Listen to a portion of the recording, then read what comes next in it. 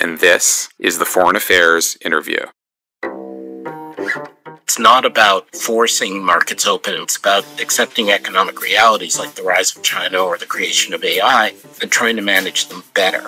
And I fear the deglobalization we're undergoing with the withdrawal of the U.S. is going to make it harder to manage. Donald Trump famously tweeted in his first term that trade wars are good and easy to win. But the record of the trade war that Trump started with his so-called Liberation Day tariffs in early April suggests that things are a bit more complicated. In an essay for Foreign Affairs, titled appropriately, Trade Wars Are Easy to Lose, the economist Adam Posen argued that the United States has a weaker hand than the Trump administration believes. That's especially true when it comes to China, the world's second largest economy, and perhaps the real target of Trump's trade offensive. It is China that has escalation dominance in this trade war, Posen wrote. Washington, not Beijing, is betting all in on a losing hand. I spoke to Posen, who is president of the Peterson Institute for International Economics, on Monday, June 9th, about the short and long-term effects of Trump's tariffs and the economic uncertainty they've caused, about what it would take to constructively remake the global economy, and about the growing risks to America's economic position at an especially dangerous time.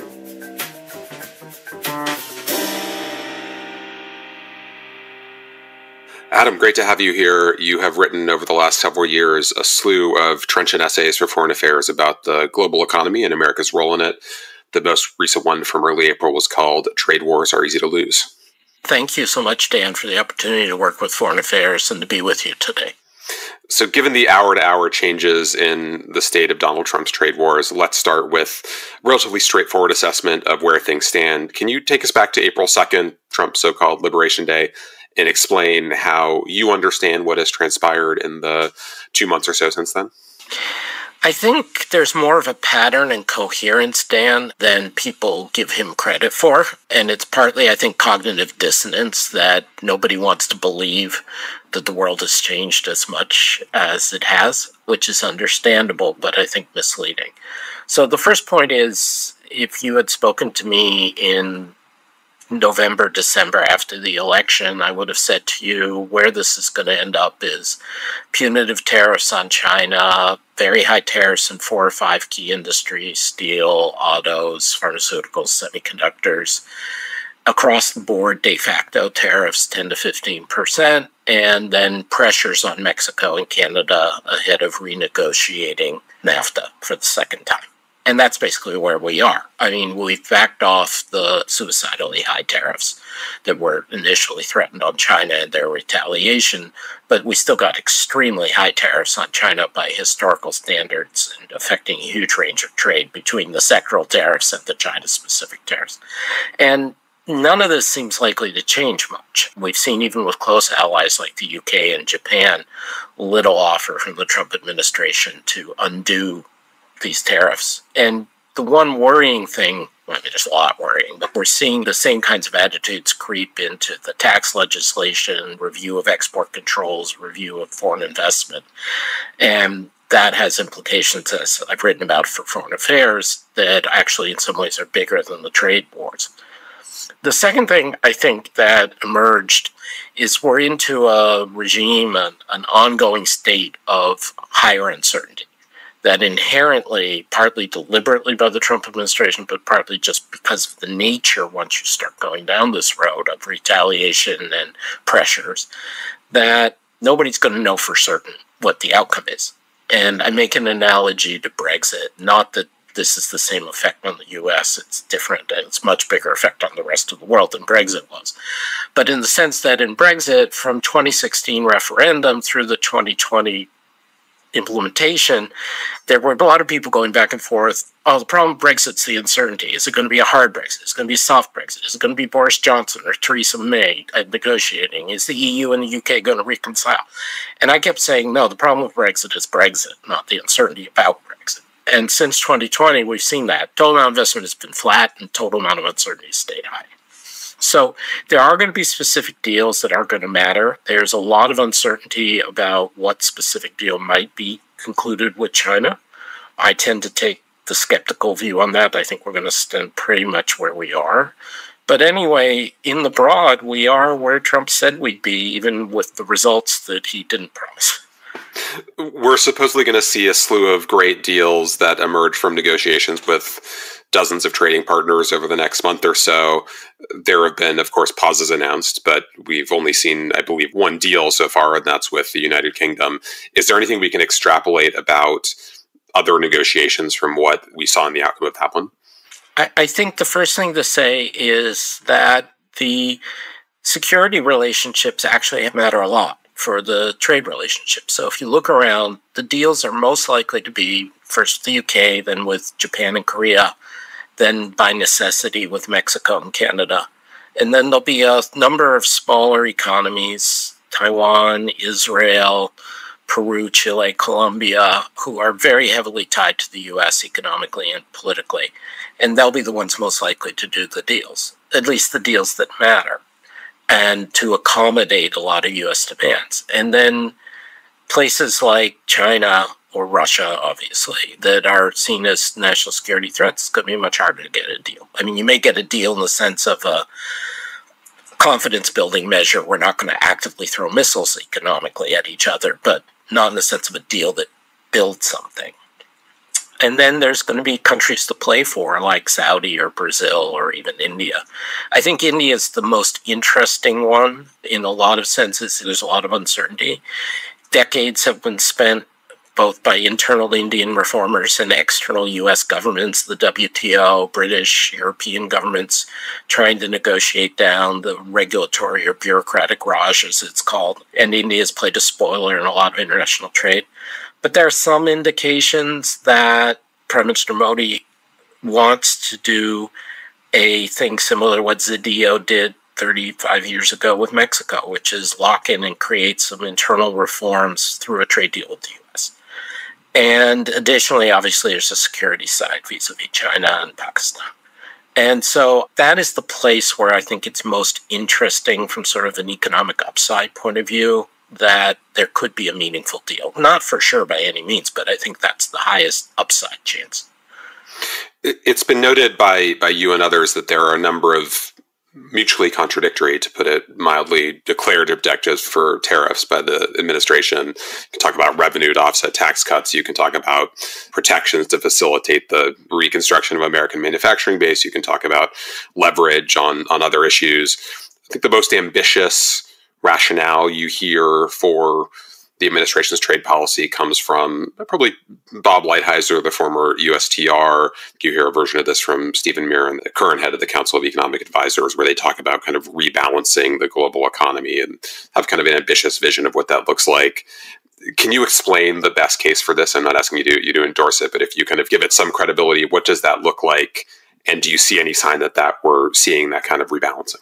I think the first point, before I give the best credible version, is a lot of what Lighthizer said, including the article he published in Foreign Affairs and in his book prior to the election, is economically unsound. I mean, there isn't something to fundamentally rebalance, or if there is, it has to do with fiscal imbalances of saving and investment being out of whack in the U.S. economy, not other people. But anyway, if we look at what they best want, I think there's two complementary ways it could go. The first is you manage to create a one-off where the U.S. does create both tariffs and an ongoing threat of tariffs, but also a downward adjustment in the dollar on average versus many of our trading partners.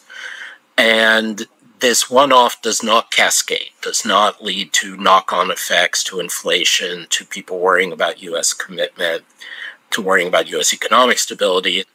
And that maybe doesn't have huge economic effects, but politically makes the engagement of the U.S. with the world economy more sustainable, because it makes the trade deficit on average be a little bit smaller, maybe. It makes the export sector of the U.S. be a little bit more competitive. It makes it a little less visible signs that people feel the U.S. is being exploited. And maybe as a result of that, you actually get to a modus vivendi that I think is worse, but is certainly viable. The U.S. isn't being taken for a sucker anymore in the Lighthizer Trump terms, but the rest of the world just sort of gets on with it. I think this is short-sighted in both the general equilibrium, meaning unintended consequences sense, and how private sector reacts. I also think it's short-sighted in that it's repeated games, that when you do this, it's unlikely to be just a one-off, but it's possible. And if you got that and it was a one-off adjustment, maybe it's a good thing. Certainly, it would probably be politically beneficial to the Trump administration and arguably beneficial to them in foreign policy terms. Relatedly, there is another part of the Trump administration and the ideas people around it of creating, let's call it, something between Fortress America and a new Commonwealth. The idea that a big piece of this, which President Trump has articulated repeatedly, is the feeling that whether it's Korea or Japan or Germany or France have been free riding on U.S. providing security, and they have to do more to provide their own security and to pay more for what the U.S. provides. And there are nastier and more reasonable versions of this, but essentially the list of countries I gave you for most likely for deals is essentially the list of what becomes a sort of co-prosperity sphere, which, again, in economic historical terms is usually a bad idea. But imagine, if you will, that UK, Japan, Korea, Mexico, Canada, Israel, Taiwan, maybe Australia, possibly, if you're lucky, India, and a few smaller Latin American countries all get together. They trade off having more privileged access to the U.S. market versus other people for being more aligned with the U.S. on security terms. They pay higher insurance premia, essentially, but they still get the insurance. And as a result, they're more willing to align with the U.S. vis-a-vis China on tech and trade and other things. And again, I don't think this is wise because I don't think it works, but you can imagine a world where that is a good and possibly stable outcome. And depending on your starting point, if you think, China was an imminent threat and our ocean and our nuclear weapons were not the right way to deal with it, and that other countries free riding supposedly on our security guarantees really was a costly problem, which I don't, but you can believe that, then this is not a bad outcome. And then you hope over time other countries align with this bloc, but at a minimum, you've got more security and more economic sustainability for that security. So I think those are the two good scenarios. This could be a one-off adjustment, not rebalancing, but just sort of makes it more politically viable for the deal for the U.S. in international trade, and the creation of a broad fortress North America with allies that stands up more to China. You mentioned as part of that the correction in the exchange rates and the value of the dollar, and there does seem to me to be an interesting philosophical or ideological, I suppose, difference in thinking about the role of the dollar in the global economy. Treasury Secretary Scott Bessent occasionally says that they're committed to a strong dollar, but it does seem that there's kind of skepticism about that in other parts of the administration. Is there a real philosophical debate about what we want the dollar to be in the global economy and whether a strong dollar is in fact in our interest? I think people debate this. I don't pretend to understand their motivations, but my view from the outside is Secretary Bessent's statements are kind of pro forma, that the vast majority of people in the administration want to see the dollar feel less overvalued and extract more value from others for the benefits of using the dollar. And I think Secretary Bessent at times has been sympathetic to this as well. So I think that's the general thrust. And this is similar to what President Nixon and Secretary of the Treasury Connolly viewed the world in the early 70s when they took us off the gold standard and broke the Bretton Woods system. And it was a view that the rest of the world was gaining unfair advantage.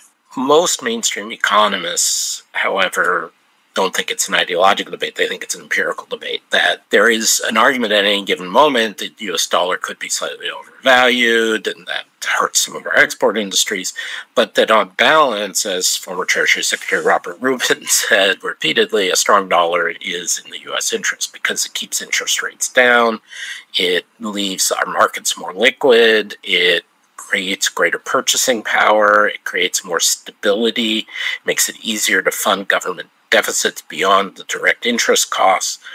And so it's very hard in my view, to make a case that the U.S. is in a bad position because of the strength of the dollar, and unfortunately more because of our domestic fiscal policies, not follies, but also because of the attitudes of the Trump administration. The dollar is being decentered. And I choose that word because sometimes people talk about reserve currency status, like it's all either you're reserve or you're not, and there's only one. That's misleading. There's very clear evidence in the last few months that the dollar is being reduced in its centrality to the world economy. And this is showing up in things like U.S. Treasury interest rates jump up and the dollar goes down, which is more what we see in emerging markets, that people have fears about the ability to pay. And there's also a sense that many, again, linking the security and the economics, many allies feel they have to diversify a bit and self-insure against the dollar and against U.S. politics. And whereas it always used to be, even if the U.S. caused a problem, people would put more money in the U.S. when times got scary. And there's a very good new study by Ellen Ray, the distinguished French economist, showing, and others have done this in looser ways, that that dynamic really seems to have fundamentally reversed over the last few months. You noted both in your piece shortly after the most recent tariffs were announced and also a piece you wrote for Foreign Affairs before the election that you expected that this aggressive use of tariffs by the Trump administration would have a couple of effects on the domestic economy. One, it would lead to shortages and critical inputs for pharmaceuticals and appliances and lots of other things that we all use every day. And that it would also mean higher prices for American consumers. I think you cited a study that your institution did, the Peterson Institute did, that found that tariffs would cost an average household at least $2,600 a year. Have we started to see any of those effects come in yet? Or is there kind of a lag on that we shouldn't expect those to appear in data yet? We're starting to see them, but there is a lag, in part because, as you mentioned, President Trump has created these holds or temporary suspensions or succeeding dates of implementation. But we did see already some signs about number of ships that were coming from China to the ports of LA and Seattle and so on. And there's starting to be jumps in prices and certain things that are hard to get. And then there's the obvious and very national security, a very important issue of rare earths, that potentially shortages, and arguably that's part of what brought China and U.S. back to the negotiating table, that China knows that if it cuts off rare earths, it escalates into a real economic war situation, but U.S. knows if China cuts off rare earths, huge amounts of our industry are disabled temporarily. So anyway, it's there. Inflation has not spiked up as much as I expected it to, but there's still, give it time, especially since the dollar is now moving the wrong way, as it were, rather than going up when you put on tariffs. I want to come back to the rare earths, but before we do, I just want to focus on the short-term responses to the last couple of months of tariff policy. And one thing that has been striking is that the stock market has more or less returned to where it was before Liberation Day. I think the S&P is more or less the same. If we'd had this discussion a year ago and said we're going to land at, 10 or 15% average tariffs, I think we would have expected a much more dramatic reaction by markets.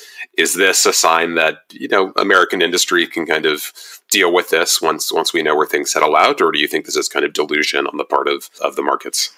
I think it's more delusion or mistake on the part of the equity markets. And I would stress, there are things I've gotten wrong. Like I said, the lags to inflation have been longer than I initially expected. But I was very careful, even talking with you and others a year ago, never to say it about the stock market, because it's determined by so many other things. And right now, as is well reported, a huge amount, depending on what time period you look at, but some vast share of all the increases in the stock market are due to the 7 or 8 key tech and network companies. And most of the other stocks are flat or down, again, depending which period you look at. And so those companies, their prospects may rise or fall in ways that have little to do with tariffs and more to do with, are there digital taxes implemented in Europe? Is the protections that the Trump administration puts up and how well they get along with certain industries beneficial to these companies? Is the lack of antitrust enforcement likely to enhance?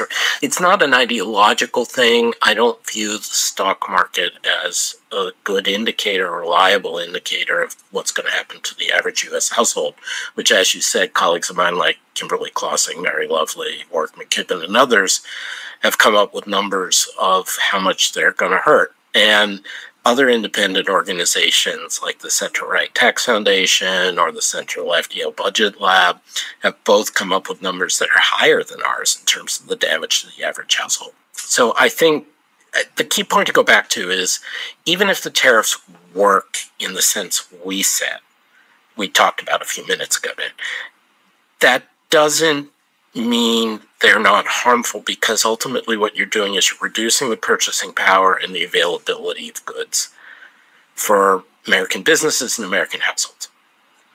If you happen to have an economy that's not very heavily into manufacturing, and you have an economy that you can do large redistributions internally through the tax code for profits, through antitrust for oligopolies, through regulation for how much private sector companies can extract, they can turn profitable and drive the stock market irrespective of what the tariffs are doing to the average household or to American growth. And so it's not that the stock market's evil or stupid. I think it is focused understandably on other things than the stuff foreign affairs readers or I or you should care about. I want to focus in on the U.S.-China piece of this. Treasury Secretary Scott Bessent, along with, I believe, Commerce Secretary Howard Lutnick and the U.S. Trade Representative Jameson Greer are meeting with their Chinese counterparts in London, I believe, as we record this. At the core of this issue is the question of leverage, and this was really the focus of the piece that you wrote in early April for Foreign Affairs. Members of the Trump administration have insisted that the U.S. has the upper hand, and they argue that because the U.S. exports less to China than it imports, China is more reliant on us than we are on them. And the numbers are pretty striking. I think last year the U.S. exported about $200 billion or so to China and imported close to $500 billion from China. And China's, of course, a smaller economy that is more reliant on trade than the U.S. is. In your April piece, you explain that this logic is exactly wrong. You look at the concept of escalation dominance that is familiar to the foreign affairs crowd from looking at it in security terms and in conflict. But you say very clearly it is China, not the United States, that has escalation dominance in this trade war. What is the administration getting wrong in assuming that the U.S. has the advantage? I'll stand by those arguments, Dan, and I think the fact that the administration immediately backed off its extreme tariff threats to merely very radical levels of tariffs bears this out. But I just want to first emphasize there isn't an inconsistency with China still wanting to have peace, right?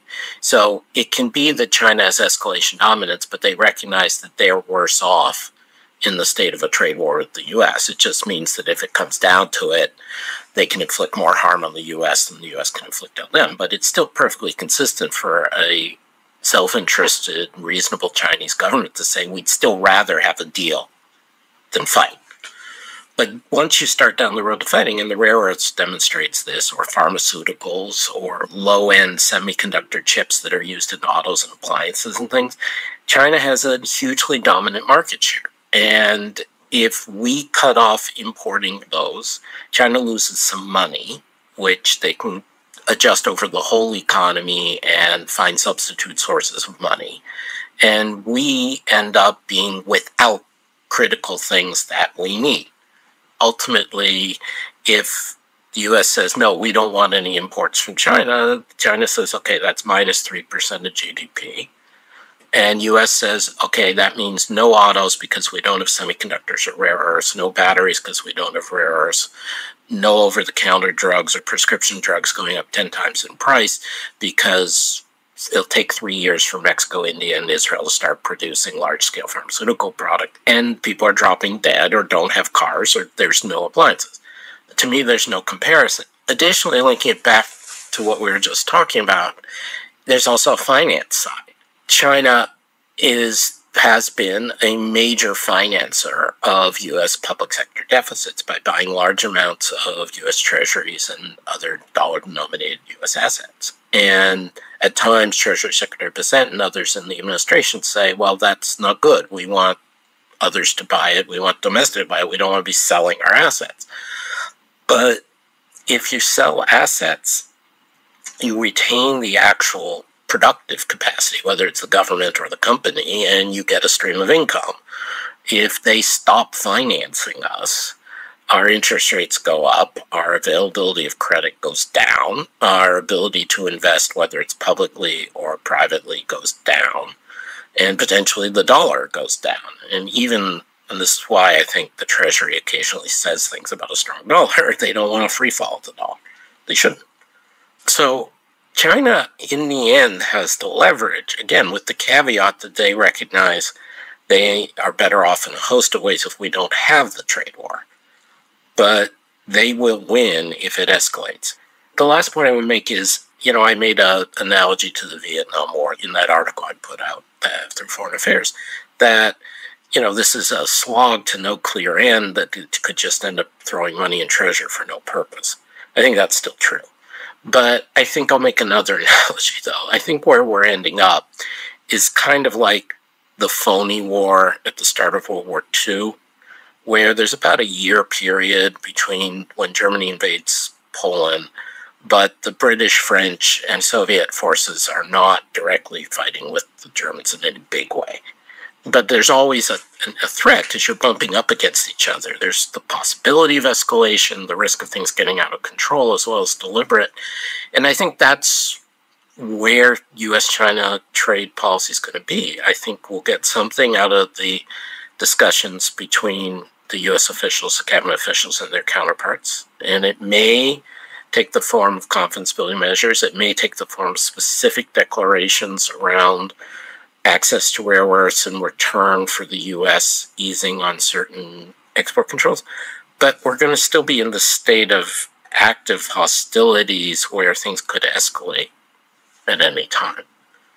It strikes me that there was an implicit admission or recognition by the administration that the inputs are ultimately the thing that really matters in this dynamic when they responded to the rare earths restrictions by China with restrictions on semiconductors and other kinds of manufacturing equipment to China in the last few weeks. I agree with you, Dan. I think that's the right way to interpret it. And again, for both the U.S. and China, if you have several years and you plan this out, just China has been doing for several years towards its Made in China 2025 program, you start substituting, you start finding alternative sources, you start creating domestic sources for producing things, you stockpile, and you're still worse off, but it's viable. You're not vulnerable to the same degree.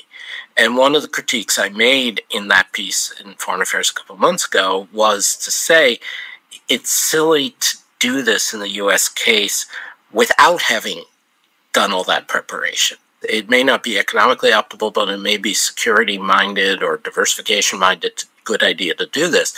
But it takes a few years. So, we want rare earths from somewhere else. We have to reopen mines somewhere else. We have to build processing plants. We have to get that all arranged. The Trump administration didn't do that before escalating, and that was a mistake. You want self-sufficiency. This is one of the rare cases where I think we could learn something from China. They took a multi-year, prolonged approach to readying themselves for that possibility. You have a great line in the April piece that I want to read because it captures this really punchily. When it comes to real war, if you have reason to be afraid of being invaded, it would be suicidal to provoke your adversary before you've armed yourself. And I think we're seeing the results of that right now. It's striking to me that even, I think probably any U.S. administration for the foreseeable future will be engaged in this kind of supply chain warfare with China in one way or another. Is this just a high-tech version of something that we've seen in other instances in economic history, or is there something fundamentally new about this? No, I think it is mostly the same. And I think this is part of what the Biden administration and the Trump administration got right and got wrong. They were right to say we probably went too far in allowing too much reliance on China, in particular industries, too much concentration in certain things like semiconductors from Taiwan. There is a reason to worry about that. What they all got wrong, Trump 1, Biden, and Trump 2, is they didn't actually do anything. And now the Biden people occasionally, after they're out of office, say, well, it was really hard. And it's like, well, I'm sorry, but that's the job. So this going back to where you said, Dan, what are possible good scenarios? I mean, so this is what the Biden administration talked about and failed to deliver on, and the Trump administration could do with their Fortress North America's approach, but isn't doing. Friendshoring in a positive way, right? You incentivize and make it win-win for Japan and Singapore and Britain and Germany and Chile to co-invest in production that allows us to substitute for China. But to do so, we have to be willing to let them export to us. We have to be willing to let there be investment both ways to make it work. There has to be enhanced or at least reassured security alliances that if they go this route for us, we will go this route for them. And that's all doable. Again, it's not easy, but it's doable. And it's arguably the right strategy. And we've now, in 3 successive administrations in a row, they've put the cart before the horse. They've decided to start separating from China before they've done any of this, or being unwilling to deliver on this kind of friendshoring relationship building. So, again, there is an underlying legitimate concern here. It's not the economic concern normally of, oh, we got trade imbalances. It's the economic concern of, oh, we can't be overly dependent on concentrated sources, especially ones that we don't like China. Just to give a nod to the history here, you, I believe about 6 months ago, told me to read a fantastic short book by Alberto Hirschman called something like National Power and the Structure of Foreign Trade. A very boring title, but a book that was written during World War II that in some ways predicts almost as well as anything I've read written in the last year what would happen in the dynamic between the U.S. and China right now. Yeah, and Hirschman, as some of your listeners know, and this came up in my piece about China a couple of years ago, was one of the most brilliant iconoclastic political economy minds we had in the 20th century. And he was writing in real time. And he was looking at Nazi Germany, Imperial Japan, and how they were setting up their co-prosperity arrangements. But the idea that when you feel there's a national security threat that is real, that you take measures to align countries and sources and think about that strategically, and occasionally you use force or threats of force to get that done, yeah, as a predictive way of thinking about the world, I agree with you. I think Hirschman was right. I want to focus a bit on that piece you wrote a couple of years ago called The End of China's Economic Miracle. This was a moment when I think a lot of observers were just starting to register that the supposed, post-zero COVID boom that was going to come in China wasn't in fact coming, and that was a sign of much deeper weaknesses in China's economy. I think some Americans, including those in the administration who have assumed that the U.S. has an upper hand, have seen the fact of China's economic weakness after a period of booming growth as a source of leverage for the United States. Why is that not affecting China's behavior or Xi Jinping's decision-making more than it seems to so far?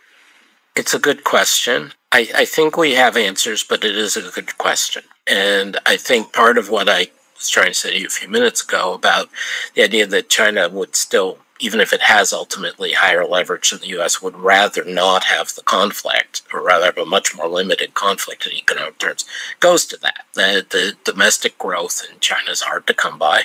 And if people shut off their global growth options, then it's harder to get growth and support things in China they want to do.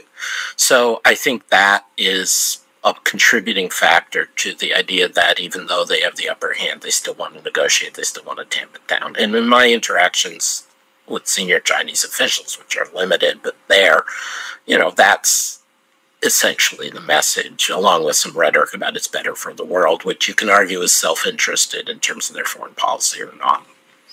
But I also want to stress, when we think about historic patterns, that countries tend to be able to suffer a lot economically in service of nationalist goals. And in a sense, that's part of what some of the people in the Trump administration or supporting the Trump administration say is, okay, even if the economics doesn't work, that's not the be-all and end-all. We need to achieve this and that and the other national purpose, and therefore it's worth an economic cost. And obviously in a democracy, you can argue that, and if you get the votes, you win. But in a non-democracy like China, President Xi can just say, that's it. So there is a number of writing of China experts saying, this has been a gift from Trump to Biden, but then even more so Trump, has been a gift to Xi because he gets to shift a lot of the blame domestically for bad economic outcomes on these nasty Americans who are trying to stick it to us. They don't want us to succeed. They're trying to take us down, stand with me, suffer for the sake of China. And that strikes me as both what's actually happening and not a great outcome for either the Chinese people or for the U.S., but that's what's happening. And, we've seen this in Ukraine and Russia. I mean, that's a very extreme case.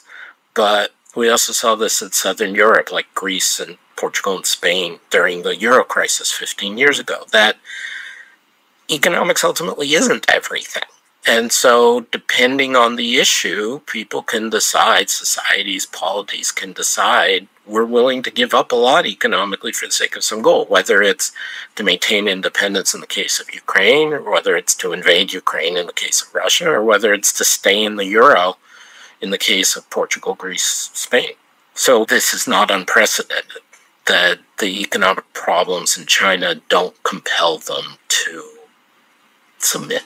I mean, it struck me in going back and reading that essay from a couple of years ago about the Chinese economy, that in some ways the root cause of China's economic struggles and some of the tensions with the United States flow from the same source, which is really the nature of autocratic power in China, that Chinese consumers don't want to spend because they're aware of potentially arbitrary nature of economic policy flowing from Xi Jinping, and that's also the problem in the trade imbalances to the extent that's a problem. And you can't really solve that without really addressing this fundamental problem of political economy in China.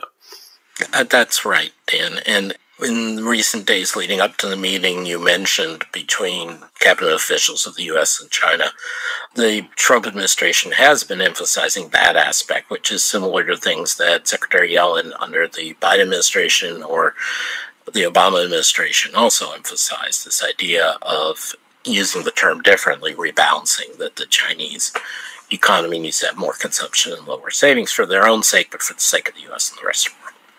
And that's a legitimate point, but ultimately two things come out of that I don't think people recognize. First is, if you've got a society that ultimately is living in fear, initially just because of economic uncertainty and then because of arbitrary expropriation threats from an autocratic leadership, it's going to be incredibly hard to get them to save less.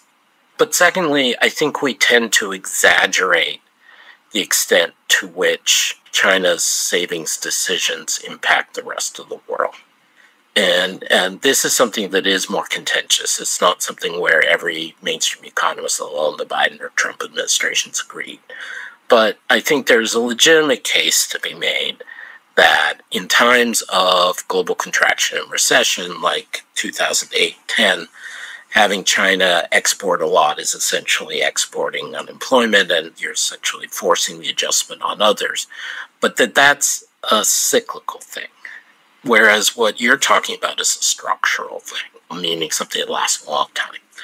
And when the U.S. is at close to full employment, as we've been since 2021, or as we were for much of the 2014-2019 period, it mostly is beneficial for the U.S., for example, or for Europe, that China's producing a lot and not causing us to rely on our shortages of labor and cause inflation and so on. So, yes, the one way to resolve things that would be win-win is for China to have less household savings, more consumption. It is extremely difficult to get from here to there because of things inherently in the Chinese setup, the autocratic setup, particularly post-COVID, as I argued. And it's not as much of a cause of so many problems that are ascribed to it by U.S. or others. It's real. It matters. It matters in particular industries like electric vehicles or steel, but it's not a primary driver the way some people make it out to be. We'll be back after a short break. And now back to my conversation with Adam Posen. I want to turn back to the United States with reference to another essay you wrote in Foreign Affairs in 2021 called The Price of Nostalgia, a piece that argued against the conventional view of how the U.S. economy has developed over the last few decades. The way most people see it is that really since the end of the Cold War, there was this shift to a kind of, pro-globalization, quote-unquote, neoliberal system where the U.S. got increasingly open and increasingly reliant on trade and global investment flows and everything else. You argue in the piece that the last couple of decades, at least, have actually taken us in the opposite direction, that, quoting you here, contrary to popular belief, the United States has, on balance, been withdrawing from the international economy for the past 2 decades. For all the claims that globalization is the source of the country's political woes, the reality is the opposite. What is the evidence that we've, in fact, been going in the opposite direction? What do you think the conventional story misses there? Look, if you look at the facts, roughly around 1995, after NAFTA gets implemented, and certainly by 2000, when China permanent normal trade relations, China joining the WTO, get implemented, U.S. is declining in many ways to be engaged in the global economy, and certainly declining to increase its engagement during a time when everybody else except maybe Myanmar and North Korea, is increasing their engagement in the global economy. And so the popular wisdom is that whether it was NAFTA or China PNTR, WTO, were these forced betrayals of U.S. interest by some neoliberal corporate elite. We actually saw the opposite. So immigration from Mexico and elsewhere just starts going down as a result of NAFTA. And you get surges occasionally of immigration, surges that are to be taken seriously, but average levels of immigration actually are going down. And a lot of countries at the same time that traditionally were much more anti-immigration in the U.S., like Australia and Japan even, start taking in more immigrants. The U.S. share of the economy that's exported and imported goes up a small bit over 20 years and then basically flatlines. The rest of the world, and you can look at it on average, you can look at it country by country. We have all the data on the Peterson website. It goes up enormously in the amount that's traded, even India, and to its benefit. Global flows of money into the U.S. in net terms remain high, but actually foreign direct investment like we had in the 80s and 90s from Japan, Germany, and Netherlands, flatlines. Again, in other countries, they're increasing, even in China, they're increasing the amount of internal investment getting from abroad and share of assets from abroad. These are 3 big measures: flows of people, flows of trade, flows of long-term investment, where the U.S. basically doesn't have an increase after these big moves. And part of the misperception, I think, is people think of NAFTA or WTO for China as opening the doors and reducing the rules and protections, where it was actually the opposite. In both cases, though it got sold occasionally as, oh, it's going to create jobs, it's going to open this, it's going to open that, what it really was doing in both cases was, we already have this growing economic relationship. This country, whether it's Mexico or China, is getting bigger and having more impact on us. We need a better way of managing it. We need rules and dispute settlement mechanisms and ways to actually regulate the trade and the migration and the investment, because otherwise it gets very messy and it's politically difficult. And so what we're actually get blamed as irresponsible, neoliberal, laissez-faire openings were actually attempts, not entirely successful, but largely successful, useful attempts to put more structure and more protections and more regulation in the broad sense around existing economic forces. The other misperception that goes with this is that the share of the U.S. economy that was vulnerable to trade wasn't going up. And I mean, what you see is many of the same places that were in trouble 20, 30, 40 years ago. By places, I mean Rust Belt, Ohio, northwestern Massachusetts, that were in trouble 20, 30, 40 years ago, were either still in trouble after NAFTA, after China WTO, after 2000, or were in less trouble, like Pittsburgh totally turning itself around, North Carolina totally turning itself around in large parts. And so the story of this devastation of the U.S., I hate the term heartland. That's part of the nostalgia distortion I hate. But anyway, the so-called heartland, it's, if anything, on certain places gotten better. And the worst declines in these areas took place in the 60s, 70s, 80s, before any of this happened. And a lot of it had to do in manufacturing with jobs moving to the non-union South and the lower labor cost, lower tax South from the North in the U.S. So I was growing up in Massachusetts. Lowell and Lawrence, Mass. Had never recovered from losing the textile industry in the late 19th century. And that had nothing to do with globalization of the last 30 years.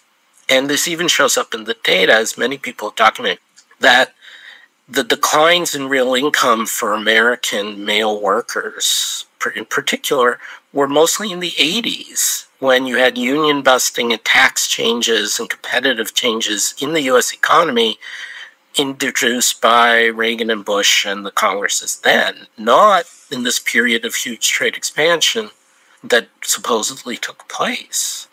The facts just don't fit that story.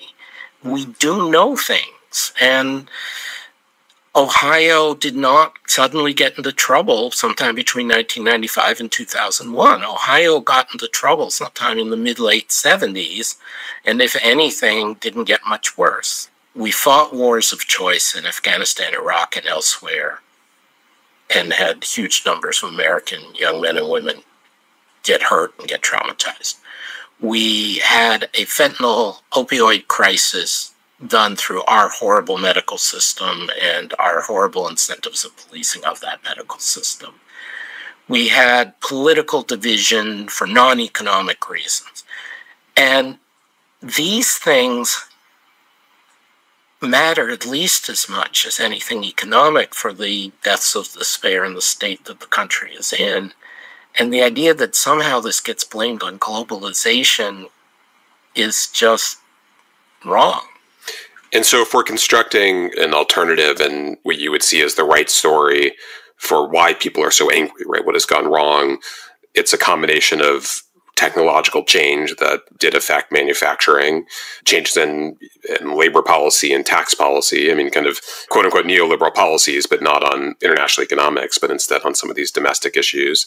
And then you add fentanyl and the effect of the wars. And that to you is the kind of the real explanation. Yes, these are the things that really made people angry. And one of the things which I sort of say in that present nostalgia piece and others have developed is the idea that there was a relative shift in the prospects for certain kinds of workers, particularly certain kinds of ex-urban, white male, less formally educated workers vis-a-vis higher educated urban workers and people of color and women. And that relative shift seems to be a source of anger, but it gets blamed on the idea that there was this kind of absolute hit. And again, I can understand both from people's perceptions and from political opportunism why you would come out that way, but that's not the story. The other thing I would say, though, just to be more than fair, but I think importantly, is that the neoliberal experts, as others have been writing about, were wrong in two profound ways, just not about globalization. The financial deregulation of the early 2000s and the way the financial crisis was handled and how little the financial sector suffered versus average people suffered was a huge discrediting thing to laissez-faire economics. And the mixed results at best we got about masking and school closures and so on. Not vaccinations. Vaccinations, there's no question, but on many of the other measures that were demanded during COVID, it was also seen as a failure of not neoliberals, but East Coast urban experts versus common sense. And I think those two things, along with the wars in fentanyl, legitimately, understandably made people angry and skeptical of people who write for foreign affairs telling them what to do. All we can do is try to recognize those failures and talk honestly. But again, those are failures that are not failures because we sold out the country to the Chinese or the Mexicans. Those are failures because we sold out our best ideals to vested interests domestically. Do you see policy options for addressing and helping those who have been displaced by economic changes, whatever the cause, that we haven't used yet? You note the failure of trade adjustment assistance, the kind of usual throwaway line that a politician would offer to help those who have lost jobs as a result of trade, and that has been extremely ineffective. But you also note, I believe this is in the Price of Nostalgia piece, that other countries spend really an enormous amount of their GDP. I think it's something close to 1% in Germany, helping people find new jobs. And even those places, it's not super successful. Is there anything we can look to give us hope here? Yes, there are things we can look to. Denmark is a great example, and then Germany and others, Nordics and some other parts of Europe have picked it up. You spend 1-2%, even up to 1.5% of GDP, which is a lot, in what are called active labor market policies, where you really invest in helping people who get displaced, particularly people who get displaced in large numbers in the concentrated region, to find new work. And that can matter. I think a lot of things that are justified on a social human basis also would help with the economics, like making sure that people do have portable health insurance and portable pensions and some government safety net beyond what we now have, so you don't have people scared to move or terrified because they're losing their retirement or because they have pre-existing conditions that can't get health insurance. I think some of the proposals that are out there, I'm not an expert on this, but I buy the basic logic and evidence of giving children assets at birth and making sure that they have a path to some savings and some assets. I think making sure that the housing policy in this country, which is not a federal policy, which is mostly run at the local level with some interference from states, is more reactive to demand in a constructive way and doesn't favor only high-end housing construction or non-construction. I think these are all things that could make people's lives better and would have the additional benefit of making adjustment to changes from technology or trade or whatever better. Whether it will work politically to make people happy and satisfied is a bigger question. It's a more uncertain question. Because as you and I just discussed, I think there are a lot of other things out there that are driving people's anger and unhappiness, even though for a variety of reasons it gets blamed on globalization or anti-migration in particular. But I mean, we see this in Europe, that there are an awful lot of countries, Western democracies, Eastern European democracies, Ireland right now, where you have a strong welfare state, you have labor market adjustment programs, you have national health insurance, and still people are really angry. And I think that emphasizes that even if we should be helping people, workers adjust, as you suggest, and there are things the U.S. doesn't do that we should be doing, it doesn't, in a sense, make the political, societal divisions go away. It is obligatory in any discussion of trade and global economic policy to close by asserting that artificial intelligence is going to make all of these changes seem like child's play. I have no idea if that's right, but I'll share that confident assertion. How do you think of the effect of AI and any lessons we should take from the last 30 years of the economy and preparing for it? My colleagues and I at Peterson have only just started really seriously thinking about this. And this is an area where I want to indicate genuine intellectual humility, not just for me, but I think for the economics profession. I cannot think of an area where you've had such a wide range of speculation among mainstream, serious, well-intended people. So there's a huge range of people in terms of how much job displacement we're going to get from AI, how fast AI is going to be adopted, what are the productivity benefits, just enormous ranges on each of these scores.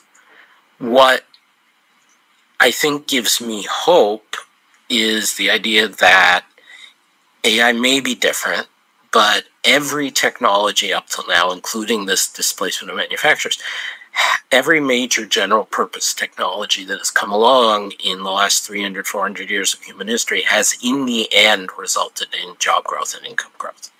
And in the end, the amount of displacement has occasionally been high, but generally manageable. It's possible AI is going to be different, but we should not view it as foreordained that it's that way. And the other thing I would say, which linking it back to some things you and I are talking about for future writing, is I think the more decentered from the U.S., or as I wrote several years ago, the post-American world economy, makes a world where it is going to be harder to deal with this. We're going to have more differences in standards. We're going to have more politically arbitrary diffusion of who gets which technology. We're going to have subsidies wars between blocks of Europe, China, US, and different rules and different companies favored. And in a sense, that may be sand in the gears, which if you're in the very negative forecast for AI impact, which is not unreasonable, maybe that's a good thing. But it probably means it's going to be harder to avoid some races to the bottom in certain areas, which is the scary part. And that's one of the reasons why you and I both care about globalization, is that, like I said, with NAFTA and China WTO, it's not about forcing markets open and forcing markets and international onto people. It's about accepting economic realities like the rise of China or the creation of AI and trying to manage them better once the economic reality exists. And I fear the deglobalization we're undergoing with the withdrawal of the U.S. is going to make it harder to manage. Adam, thank you for this incredibly rich conversation. You teased future pieces, so people should look forward to those in our pages in the coming months. Thank you for the opportunity, Dan, not just today, but to engage with these issues with your readership and your thinking. Thank you.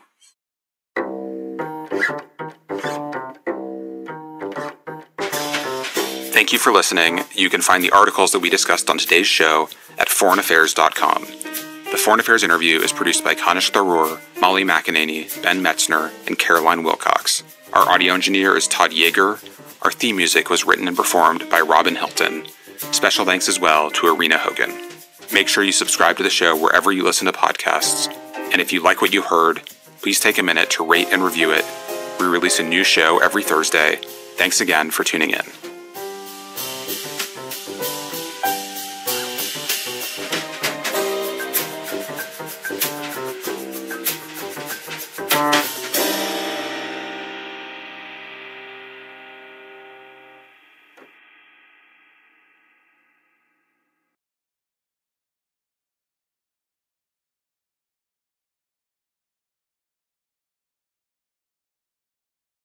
I'm Dan Kurtz-Phelan, and this is the Foreign Affairs Interview. I worry that the United States, despite having tremendous latent power, is further undermining its ability to mobilize that power. And if we get stuck in suddenly a huge crisis with China, that's going to give them a huge short-term advantage over the United States. In a little more than 100 days, Donald Trump has set about dismantling much of the international order that prevailed since World War II. That's true of traditional U.S. approaches to trade, to conflict, to alliances, to international organizations, and much more. But as much as we focus on Trump, Michael Beckley argues that much of this change in U.S. foreign policy has deeper roots, going to the very nature of American power. America is increasingly a rogue superpower, Beckley has written. Neither international